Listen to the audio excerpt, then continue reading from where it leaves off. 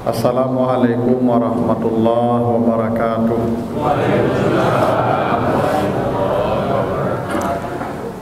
Alhamdulillahi rabbil alamin. Assalatu wassalamu ala asrafil anbiya'i wal mursalin wa ala alihi wa ashabihi ajmain. Bapak, ibu-ibu kaum muslimin jamaah salat Isya yang dimuliakan Allah, kembali kita bersyukur kepada Allah atas segala karunia-Nya. Alhamdulillah, pada malam hari ini kita kembali dikumpulkan Allah di rumahnya dalam majlis zikir yang penuh berkah ini. Mudah-mudahan setiap langkah kaki Bapak Ibu hadir di majlis-majlis seperti ini menjadi amal yang besar di sisi Allah.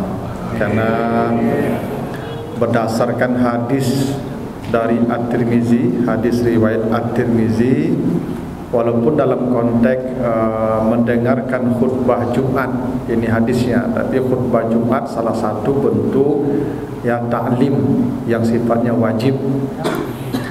Kata Nabi, man ghassala yaumal jum'ah wa btakara wa bakkara wa dana wa ansata, ya, kana lahu likulli khutwatin yaktuha ajru sanatin siyamuha wa qiyamuha.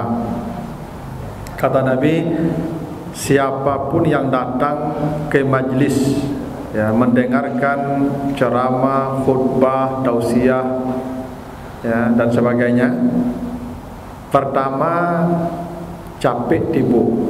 Memang kata Nabi itu wabatakara, dulu tibu. Karena ada orang dengan ceramah aku kemudian tibu, Pak. Ya, selalu ramai orang juga bangkit rumah ni.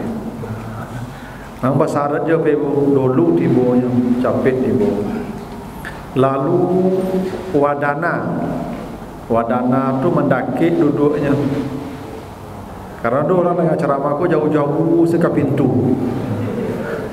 Mana yang capek merompet je keluar.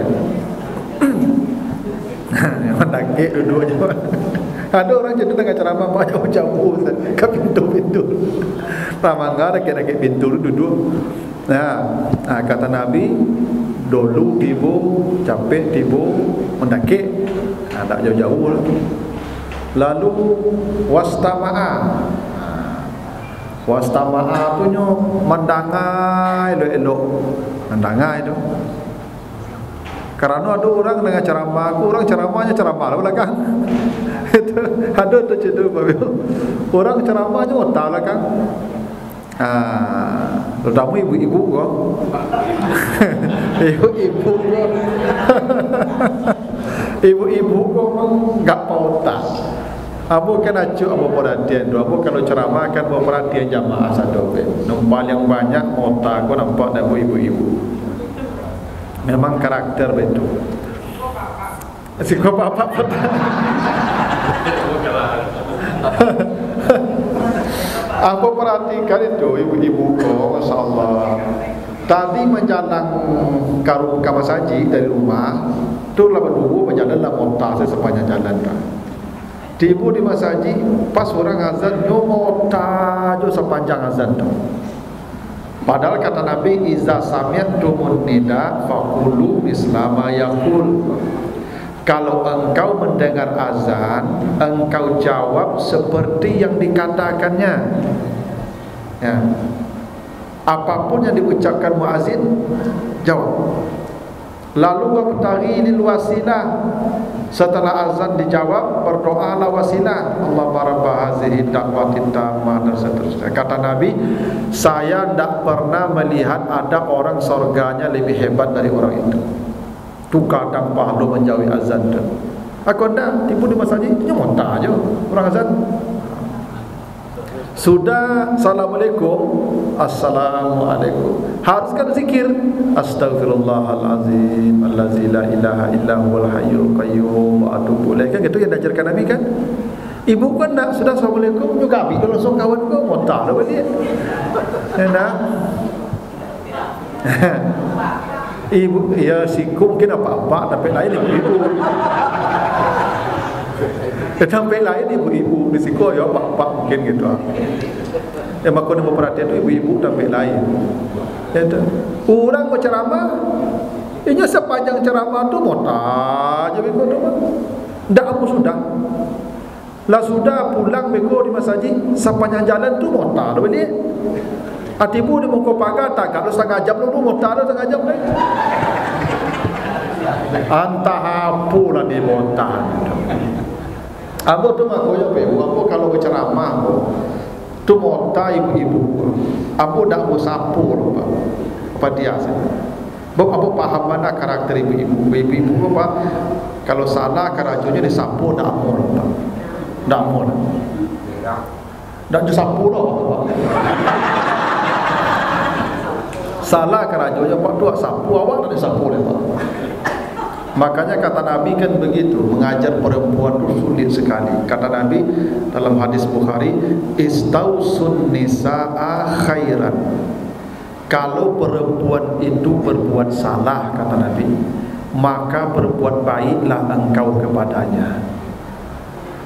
Coba bayangkan Pak, salah ibu-ibu kau Pak, kita disuruh berbuat baik kepadanya. Itu hadis sahih. Jadi kok salah karaju ibu kau balian baju. Kok salah karaju tambah belanjonya. Ya, memang itu caranya Pak Ibu. Salah karaju ibu kau ajak kamu ke restoran makan. Itu cara mendidik ibu. Kecil ibu-ibu cocok. Cocok je. Kau jadi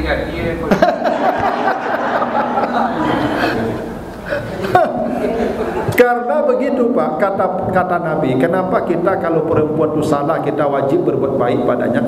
Fa innahunna khuliqna min dila. Karena perempuan itu diciptakan dari tulang rusuk yang bengkok. Bila kau luruskan, kasartah, nyopatah. Kalau diluruskan nyopatah. Kalau dibiarkan makin bengkok. Iya begitu Pak. Dia diciptakan dari tulang rusuk yang bengkok. Kalau diluruskan patah. Kalau dibiarkan makin bengkok. Kamang awak Pak. Ini dua pilihannya. Dua-duanya dah elok. Dipeloi patah, dipadia bengkok. Kamang awak ni. Hendak bedo tu Pak. Tu Pak kau mati sih capek je Pak. Maka apa-apa kau mati capek.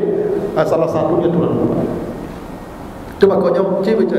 Mana banyak nenek-nenek yang kakek-kakek di dunia. Banyak nenek-nenek kakek-kakek kau nak bara lebih ibu. Kami ku mau 60 lebih mati tu.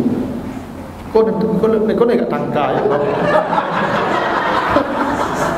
Ini model-model agak tangka kalau ni lambi-lambi, kalau ni mada-mada, ni lunak-lunak lebih mati itu.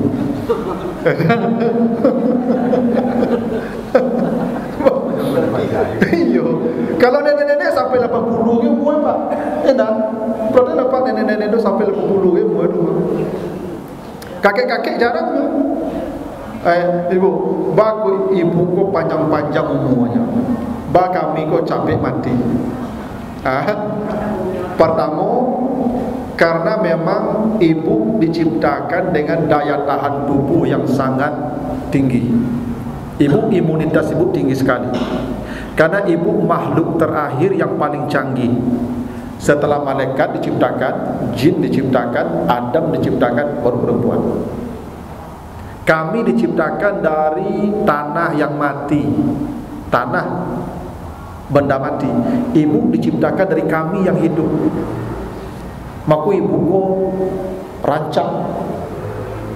Karena diciptakan terakhir dan dari benda yang hidup. Maka ibu ko ya bantunya rancak.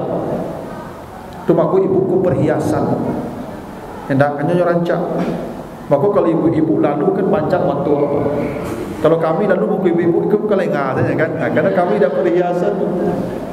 Itu makanya kata Nabi, kalau laki-laki salat lewat perempuan, lewat anjing hitam, ulangi salatnya. Itu hadis sahih itu. Laki-laki salat lewat anjing hitam, lewat perempuan, batal, ulangi.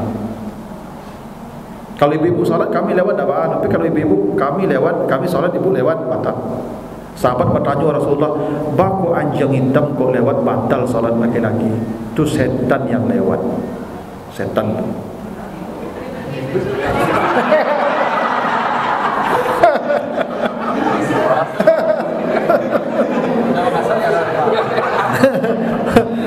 Ibu-ibu, bako batal salat kami? Bukan setan, induknya.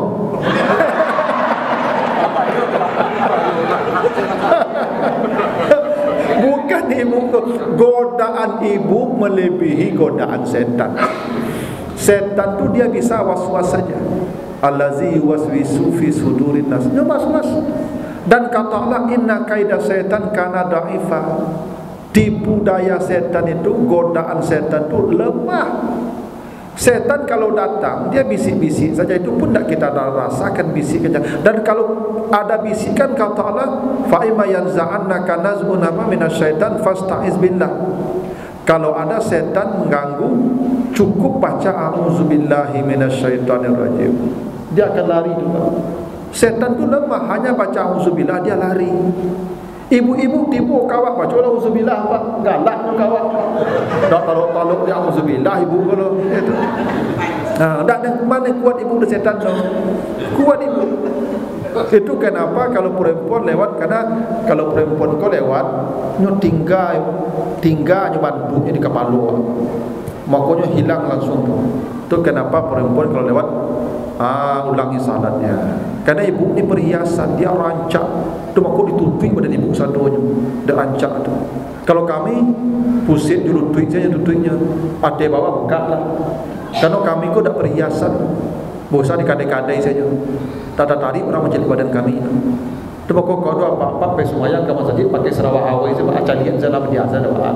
Cuma kurang angka sebab dulunya. Kalau ada orang kayak sembahyang tadi banyak pakai Sarawak punya apa dia salah jadi salah, memang segitu aja tutupnya antara pusat dan lutut. Kalau ibu semua, karena ibu perhiasan, karena ibu makhluk terakhir paling canggih. Mau terakhir itu ibu. Nah itu paling canggih. Itu kenapa ibu ini, dan itu kenapa ibu-ibu kok jarang sakit. Kenapa? Ibu kok jarang sakit. Rumah mana banyak suami merawat istri sakit atau istri merawat suami sakit? Istri merawat suami ibu. Karena ibu-ibu kok memang jarang sakit. Mau begitu.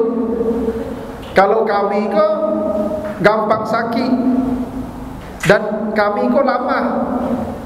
Tu maka kami kok ibu-ibu disebut apa?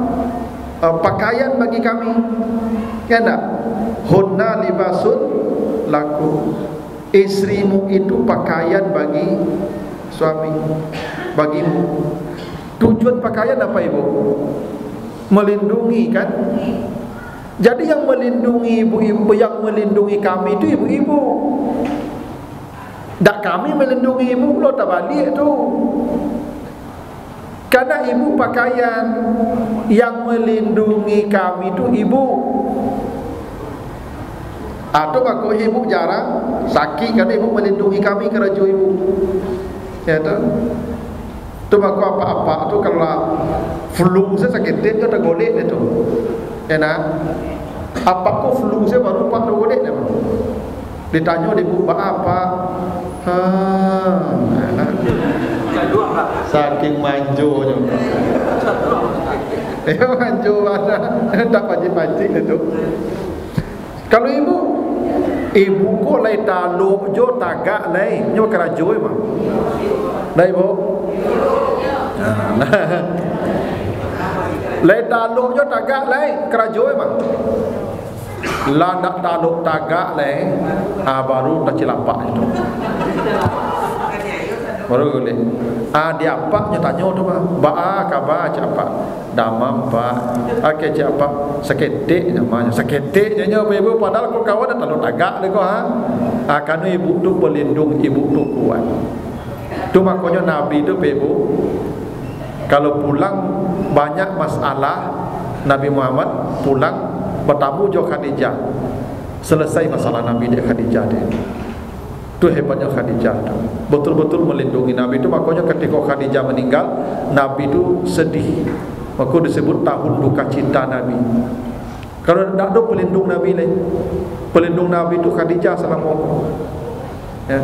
Jadi Nabi itu kalau banyak masalah ibu-ibu, pulang bertamu jo Khadijah, hilang masalah beliau. Itu beda Khadijah jo ibu-ibu. Kalau ibu-ibu tidak ada masalah apa di luar, ada pulang sebut ibu banyak masalah apa. Bertambah masalahnya. Itu yang pelindung tadi. Jadi ibu ini kenapa panjang usianya, daya tahan tubuhnya kuat. Itu kenapa ibu-ibu disuruh hamil dan melahirkan. Yang kami tidak akan mampu melakukan itu. Ya, kami ini tak akan kuat hamil dan melahirkan ibu. Cobalah kalau nak tanya Pak, saya tak tahu hamil melahirkan Pak, tak akan tahu. Karena hamil dan melahirkan kerajo paling baik. Kata para ahli ibu, melahirkan itu sakitnya 37 kali patahan tulang tu. Dipatah tulang apa? 37 kali sakit melahirkan tu. Sakit itu. Ibu yang kuatnya tu, kami tak kuat. Tu bukti ibu tu makhluk yang paling kuat. Tu kenapa ibu kau agak panjang umurnya kuat. Kami kau tak lama tu. Yang kedua yang menyebabkan kami capek mati itu perangai ibu tadi. Itu tadi, ini salah. Tapi awak tak bisa menyalahkannya loh. Ini kerajo salah, awak harus berbuat baik je kinyo. Tu yang bedonya tu dengan membuat kami kau tak lama-lama di dunia kau itu lah tu. Jadi inyo jale salah kerajo ibu kau, awak tak boleh menyalahkan inyo. Tak bedo tu Pak. Inyo salah, awak tetap berbuat baik padanya. Itulah kenapa tadi saya katakan kalau ibu-ibu mau tahu ceramah, abu nak kau menyapu loh. Cuma nak maduk saya apa-apa dia mendengar abu. Sampai ibu tu berhenti mau tahu. Jadi kau paling ngabu kau ibu-ibu tak ada mota situ tu. Iya. Kata Nabi, kalau ada orang tadi capek tiba, mendaki duduk, mendangai elok-elok, tunjuk diam. Karena likulli khutwatin yaktuha, setiap satu langkah kakinya, setiap satu langkah kaki dari rumahnya tadi, Allah setarakan pahala setahun salat malamnya. Coba hebatnya tu Bapak Ibu ya. Kalau ada Bapak Ibu datang ke majlis seperti ini, itu kata Nabi dihitung per langkah kakinya. Yang satu langkah kakinya itu sama dengan setahun salat malamnya. Tak hebat tu? Maka tak akan rugi Bapak Ibu duduk di majlis-majlis seperti apalagi tadi tu. Kau dari Rasid tadi. Lah pindah lah kamari. Mungkin kau ado, kau sudah kau dah pindah kau rumah.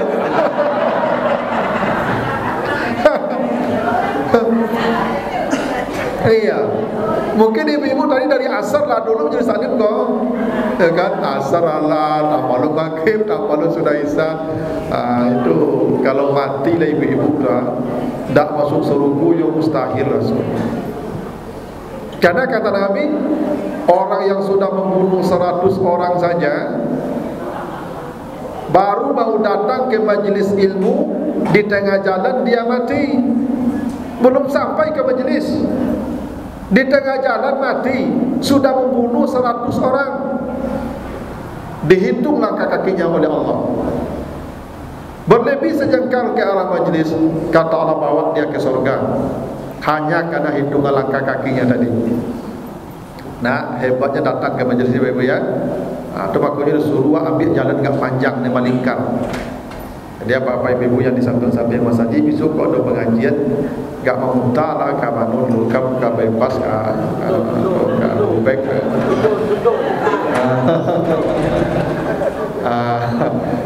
Supaya banyak langkah kakinya. Gitulah Bapak Ibu ya. Baiklah Ibu. Biasanya awak ceramahku sudah maghrib. Nah, kalau sudah maghrib kan perhatiannya murah. Berbunyi alarm Isya, berhenti deh. Kini awak sudah Isya ceramah. Alarm cie nunggu lelah alarm subuh. Aku dah kau lu ceramah sepanjang dulu, ibu. Ajak beyu sampai jam 9:30. Ya. Siap ya. Sampai siap je dah mati begitu. Sampai 9:30 itulah masuk sesi tanya jawab. Jadi sampai jam 9 seperempat, beko aku bagi waktu bertanya beko. Sampai 9:30 kalau ada pertanyaan. Kalau tak kita lanjutkan saja. Maksimal sampai 9:30. Sebab diampu betul beko. Diampu kalau ceramah, ampu orang sampai ke kamar mandi kau betong beko. Kalau sampai orang ke kamar mandi itu berarti surang saja. Saya lah beko kamu. Sebab orang pergi ke kamar mandi lah banyak, tu je lah mewakili perasaan orang di dalam. Keceknya Pak Ustaz, kami lah sakit paru, berhenti lah Pak Ustaz itu basuh. Makanya, ya, orang ke keluar kamar mandi tu betong-betong tu. Ayat tadi nu betong tu Pak. Dan sudah, dan ibu yang kalau tadi lah masuk betong lah ya. Mulai bawa ngecek kini kau betong tu Pak. Kalau lampai kali kan, lampai keluar berarti oleh tu. Nah karena itu ajak beyo lo sampai 9:10 tu supaya ada kepastian. Nah baiklah Bapak Ibu ya, kita akan bicara tentang hijrah. Tapi saya tidak bicara detail sejarahnya. Kita akan ambil pelajaran saja dari peristiwa hijrah itu. Begini, hijrah itu secara harfiah ikan berpindah.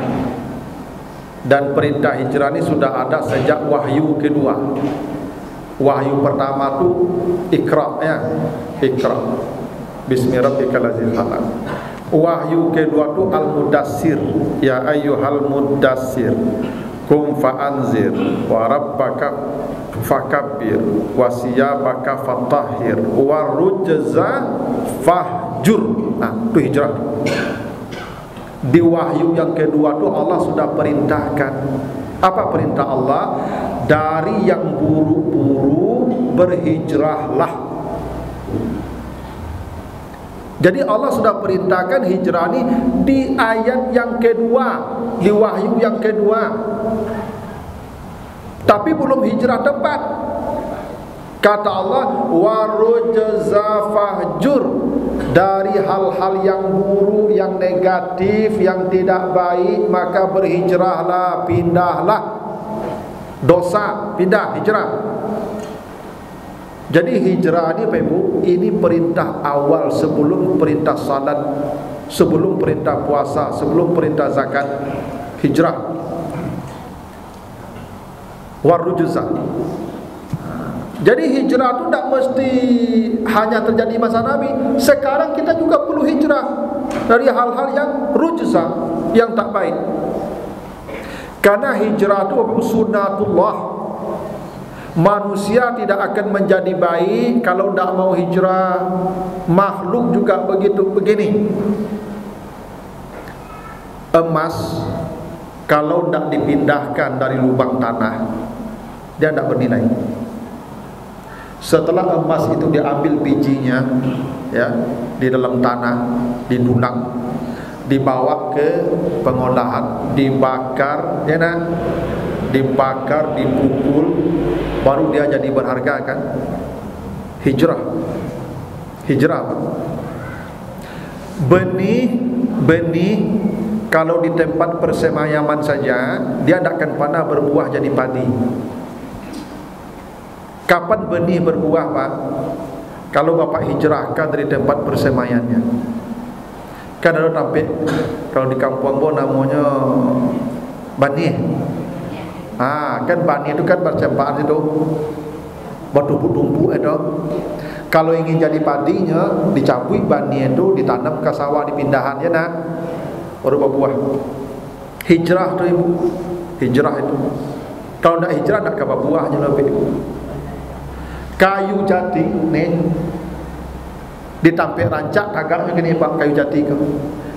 Kalau di hutan saja Pak, kayu bakar namanya itu Pak. Digergaji, disinso, dibuang ke kota, dikadang, dipaku, ditokok, enak. Wah, bernilainya gini kah? Kenapa ini bernilai? Hijrah. Kalau di hutan tak kamu nilainya apa? Di hijrah. Air, kalau air itu dibiarkan tergenang, tak dibiarkan dia hijrah berjalan, air itu berubah warnanya, kuning busuk.